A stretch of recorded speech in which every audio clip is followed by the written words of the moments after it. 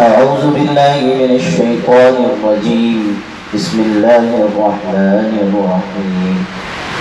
وإن يونس لمن المرسلين إذ أبق إلى الفلك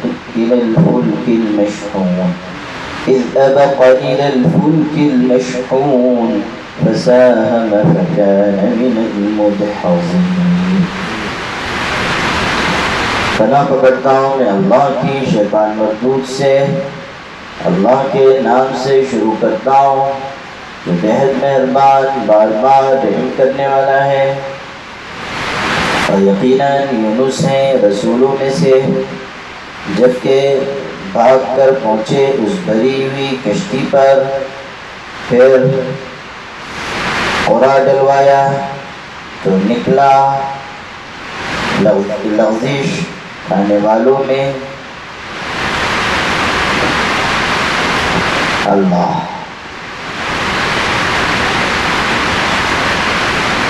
سورہ صافات میں انبیاء علیہ السلام کا تذکرہ فرمایا جا رہا ہے. آج درس میں حضرت یونس علیہ السلام کا مبارک ذکر ہے. حضرت یونس علیہ السلام اللہ کے پیغمبر اور مچھلی والے پیغمبر کے نام سے مشہور ہیں. ان کو قرآن میں مچھلی والا بھی کہا گیا، خاص واقعے کی وجہ سے. 17ویں پارے میں ہے وَظَنُّونِ إِذْ ذَهَبَ مُغَاضِبًا وَظَنَّ أَن لَّن نَّقْدِرَ عَلَيْهِ فَنَادَىٰ فِي الظُّلُمَاتِ. یہ تذکرہ ہے. مچھلی والا کہا گیا، نون مچھلی، ذنون مچھلی والا. حضرت یونس علیہ السلام نے اپنی قوم کو توحید کی طرف بلایا اور انہوں نے انکار کیا. عذاب سے ڈرایا، انہوں نے کہا کہ ہم عذاب سے نہیں ڈرتے. کیا کون سا عذاب ہے لے آؤ، جیسا کہ نافرمانوں کا شیوہ و شعار تھا. وہ کہتے تھے فَأْتِنَا بِمَا تَعِدُنَا إِن كُنْتَ مِنَ الصَّادِقِينَ. ظالموں کافروں نافرمانوں کا یہ طریقہ تھا. کہتے تھے اور لے آؤ جس عذاب کی تم دعوت دے رہے ہو. حضرت یونس علیہ السلام نے اللہ تعالیٰ کے حکم کا انتظار کیے بغیر قوم سے کہہ دیا کہ بس اب تم پر ہلاکت آئے گی اور فلاں دن تم پر عذاب آئے گا. دن بھی متعین کر دیا، حالانکہ اللہ تعالیٰ کی طرف سے دن طے نہیں کیا گیا تھا، لیکن انہوں نے کہہ دیا. اور یہ بات ان کی شان کے مناسب نہیں تھی. حضرت یونس علیہ السلام کا مقام بہت اونچا ہے اور وہ جلیل القدر پیغمبروں میں سے ہیں. جو لوگ بڑے ہوتے ہیں، جن کا رتبہ بڑا ہوتا ہے، ان کی گرفت بھی کی جاتی ہے اور چھوٹی بات بھی ان کے یہاں اگر ایسی ہو جائے جو نامناسب ہو تو وہ غلطی شمار کی جاتی ہے. حالانکہ وہ بات کوئی معصیت نہیں ہے، لیکن ان کی شان کے چونکہ وہ لائق ان کی شان کے مطابق نہیں ہے اور ان کے رتبے سے نیچے کی چیز ہے، اس لیے اس پر گرفت کی جاتی ہے. جیسا کہ کہا گیا ہے حسنات الابرار سیئات المقربین. جو نیک لوگوں کی نیکیاں ہیں وہ تو مقرب لوگوں کے گناہ ہیں، یعنی وہ اونچے مقام کے لوگ ہیں، مقرب ہیں، بارگاہ الہی میں ان کا درجہ ہے. اس لحاظ سے ان کی چھوٹی بات بھی بڑی خیال کی جاتی ہے. اللہ کے حکم کا انہوں نے انتظار نہیں کیا اور عذاب کا دن متعین کر دیا اور قوم کو چھوڑ کر نکل پڑے. اللہ کو یہ بات پسند نہیں آئی. اور ان پر حالات ڈالے گئے۔ چنانچہ جب یہ بستی چھوڑ کر نکل گئے اور سمندر پار کرنے کے لیے ایک کشتی میں سوار ہوئے، بڑی پوری کشتی تھی، الی الفلک المشحون، اور کشتی چلی اور مجدھار میں موجوں کے درمیان پھنس گئی۔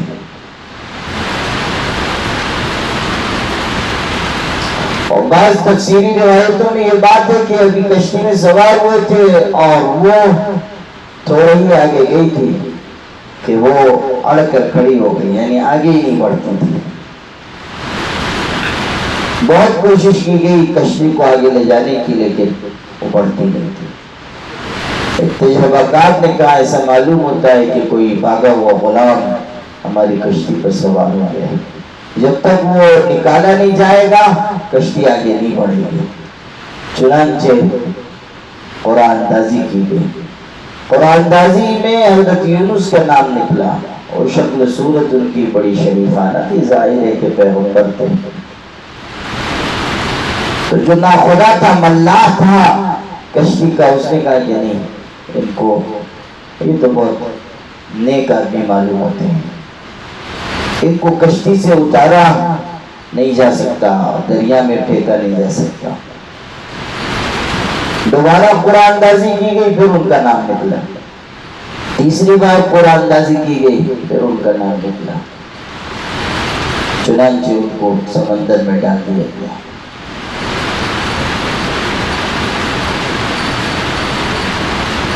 اب یہاں ایک مسئلہ بھی سمجھ لیجئے کہ یہ جو بات ہے قرآن اندازی کے ذریعے کسی کی غلطی کی تعیین، یہ ہمارے ہاں نہیں ہے۔ قرآن اندازی کے ذریعے یہ تو ہو سکتا ہے کہ کوئی جہت انسان اپنے لیے متعین کرے۔ شرعاً کوئی چیز جائز ہے اور اس میں کئی پہلو ہیں، تو کسی ایک پہلو کو اختیار کرنے کے لیے قرآن اندازی کی جا سکتی ہے، لیکن یہ نہیں ہو سکتا کہ قرآن اندازی کے ذریعے کسی کو مجرم قرار دیا جائے کہ لاؤ یہ 5 لوگ ہیں، ان پر شبہ ہے کہ انہوں نے چوری کی ہے، اور 5 کا نام پرچی پہ لکھو اور پرچی پھینک دو، قرآن اندازی کرو اور بھی پرچی اٹھاؤ، جس کا نام نکلے گا وہ چور ہے۔ یہ نہیں ہے۔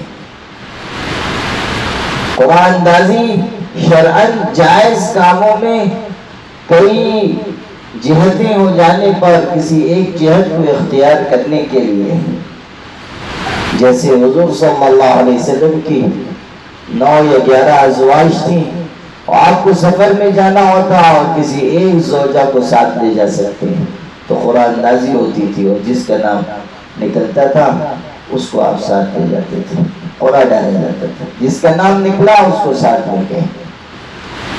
یہ ہے قرآن اندازی کی حقیقت۔ یہاں تذکرہ ہے قرآن اندازی کا، پھر قرآن ٹھلوایا، فساہم فکان من المدحضین، تو لغزش کھانے والوں میں وہ نکلے۔ حضرت یونس علیہ السلام کا نام جب بار بار نکلتا رہا تو ان کو سمندر میں ڈال دیا گیا، اور جیسے ہی سمندر میں ان کو ڈالا گیا ایک بہت بڑی مچھلی آئی اور اس نے ان کو نگل لیا۔ قرطبی میں ہے کہ اللہ نے اس مچھلی کو پیغام بھیجا تھا، حکم دیا تھا کہ دیکھو یونس تمہاری روزی نہیں ہے، تمہارا رزق نہیں ہے، تمہاری خوراک نہیں ہے، بلکہ تم ان کے لیے حفاظت کا مقام ہو اور سجدہ گاہ ہو، یعنی تمہارے پیٹ میں وہ محفوظ رہیں گے اور ہمارے آگے سجدہ کریں گے، تمہاری غذا نہیں ہے۔ وہ بہت بڑی مچھلی تھی، اس نے حضرت یونس کو ایک ہی لقمے میں نگل دیا۔ روح المعانی میں علامہ محمود آلوسی نے لکھا ہے کہ یہ دریائے فرات کا حصہ ہے، اور ہم نے خود دریائے فرات میں بہت بڑی بڑی مچھلیاں دیکھی ہیں، اس لیے کسی کو تعجب نہ ہو۔ بڑی بڑی مچھلیاں ہم نے دیکھی۔ حضرت یونس علیہ السلام مچھلی کے پیٹ میں چاشت کا وقت تھا جب مچھلی نے ان کو نگلا اور تہوں میں اترتی چلی گئی سمندر کی تاریکیوں میں۔ بعض تفسیری روایتوں میں کہ رات کا وقت تھا، بعض میں ہے کہ چاشت کا وقت تھا۔ اگر رات کا وقت مان لیا جائے تو غور کیجئے کہ رات کی تاریکی ہے اور سمندر کی تاریکی ہے اور مچھلی کے پیٹ کا اندھیرا ہے، سب تاریکیاں جمع ہو گئی۔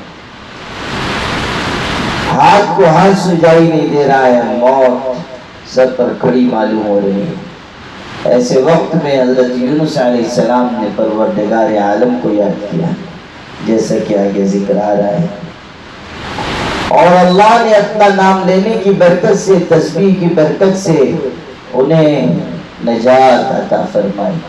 مچھلی نے اللہ کے حکم سے ان کو اگل دیا۔ ان کی تسبیح کیا تھی؟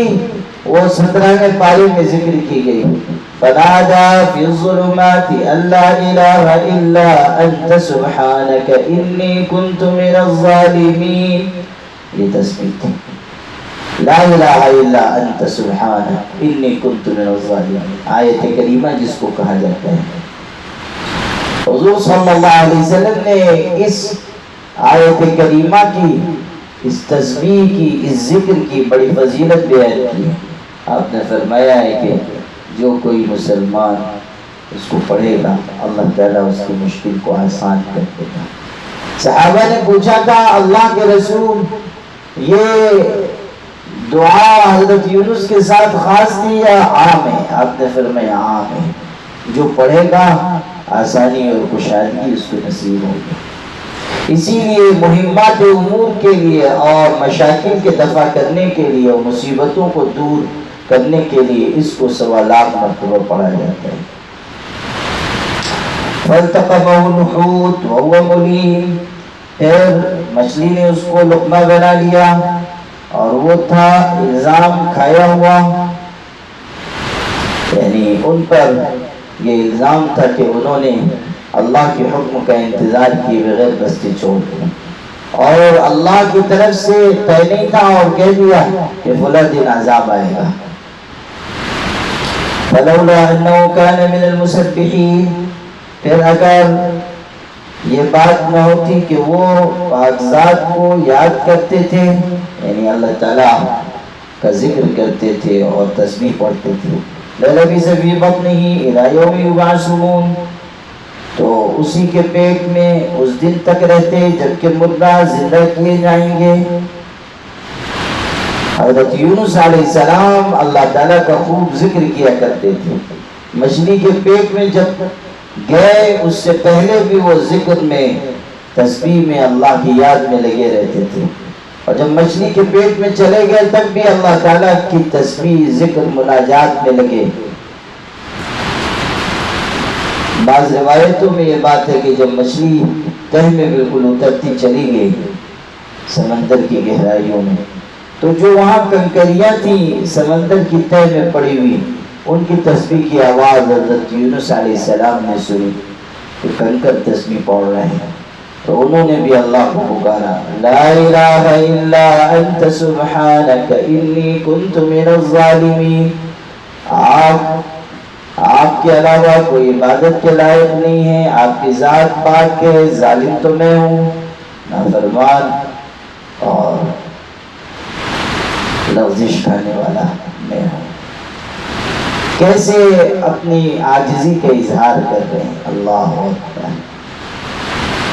اللہ کو عاجزی بہت پسند ہے اور خدا کی کبریائی اور اس کی عظمت ان کی زبان سے بیان ہو رہی ہے۔ تو تسبیح انہوں نے پڑھی، اللہ کو یاد کیا، اور اللہ تعالیٰ نے اس کی برکت سے انہیں مچھلی کے پیٹ سے رہائی عطا کی۔ ذکر کا کیسا فائدہ، اس کی تاثیر یہاں بیان ہو رہی ہے کہ اگر تسبیح، ذکر و مناجات کی عادت نہ ہوتی وہ قیامت تک مچھلی کے پیٹ میں پڑے رہتے۔ فَنَبَذْنَاهُ بِالْعَرَاءِ وَهُوَ سَقِيمٌ، پھر ہم نے ان کو چٹیل میدان میں ڈال دیا اور وہ بیمار تھے۔ اللہ تعالیٰ نے مچھلی سے کہا تھا ان کو خوراک نہ بنانا، اس نے پیٹ میں محفوظ رکھا، پھر حکم ہوا کہ اب اگل دو، تو اس نے ایک میدان میں ان کو اگل دیا، اور چونکہ وہ مچھلی کے پیٹ میں دیر تک رہے تھے، چاشت کے وقت سے رات تک یا شام تک رہے یا رات سے لے کر دن تک رہے، تو بالکل کمزور ہو گئے تھے۔ ظاہر ہے کہ مچھلی کے پیٹ میں کوئی انسان رہے گا اس کی حالت بگڑ جائے گی۔ چنانچہ ایسی حالت میں ان کو مچھلی نے اگلا کہ وہ سخت بیمار تھے۔ وَأَنبَتْنَا عَلَيْهِ شَجَرَةً مِّن يَقْطِينٍ، اور ہم نے ان پر ایک بیل والا درخت اگا دیا۔ اللہ تعالیٰ نے اپنی قدرت سے وہاں لوکی کی، کدو کی بیل اگا دی تھی، اور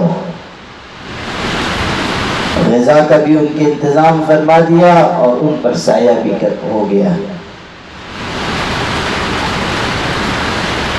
وَأَرْسَلْنَاهُ إِلَىٰ مِائَةِ أَلْفٍ أَوْ يَزِيدُونَ، اور ہم نے ان کو 1,00,000 آدمیوں یا اس سے زیادہ کی طرف بھیجا۔ یہ شک شبے کی بنیاد پر نہیں ہے کہ 1,00,000 یا اس سے زیادہ، بلکہ یہ ہوتا ہے کہ ایک متعین جو تعداد ہوتی ہے، 1,00,000 2,00,000، اس کو بیان کر دیا جاتا ہے، حالانکہ اس سے کچھ زائد بھی تعداد ہوتی ہے، جیسے 1,00,000 5,000، 1,00,000 7,000، تو یہ 7,000 5,000 حذف کر کے کہتے ہیں 1,00,000، تو یوں سمجھ لیا جائے کہ 1,00,000 چند ہزار ہوں گے، اس لیے یہ بات کہی گئی۔ بڑی تعداد کی طرف ان کو نبی بنا کر بھیجا گیا تھا۔ فآمنوا فمتعناهم إلى حين، پھر وہ ایمان لے آئے تو ہم نے ان کو ایک وقت تک فائدہ اٹھانے کا موقع دیا۔ یہ قوم یونس کے بارے میں، قوم یونس کے بارے میں بیان ہو رہا ہے کہ انہوں نے ایمان قبول کر لیا جب حضرت یونس علیہ السلام چلے گئے، اگرچہ کہ اللہ نے عذاب کو دن متعین نہیں کیا تھا، لیکن حضرت یونس بہرحال اللہ کے پیغمبروں میں تھے، اور اونچے پیغمبروں میں۔ حضور نے فرمایا لا تفضلونی علی یونس ابن متہ، مجھ کو یونس ابن متہ پر فضیلت نہ دو، حالانکہ آپ تو افضل الانبیاء ہیں، بالتحقیق آپ تاجدار پیغمبر ہیں، آپ کی فضیلت تو قرآن سے ثابت ہے، آپ کی برتری مسلم ہے، لیکن بربنائے تواضع آپ نے ایسا فرمایا، یا پھر اس لیے کہ حضرت یونس علیہ السلام سے اگر کوئی غلطی ہو گئی تو یہ نہ سمجھا جائے کہ وہ کم درجے کے پیغمبر ہیں، ان کا مقام، ان کا رتبہ بہت اونچا ہے، اسی وجہ سے تو اس غلطی پر گرفت کی گئی۔ اللہ اکبر۔ پھر یہاں سے ایک بحث نکلی ہے کہ انبیاء علیہ السلام کو ایک دوسرے پر فضیلت دی جا سکتی ہے یا نہیں۔ بخاری مسلم میں ہے انبیاء کو باہم فضیلت نہ دو۔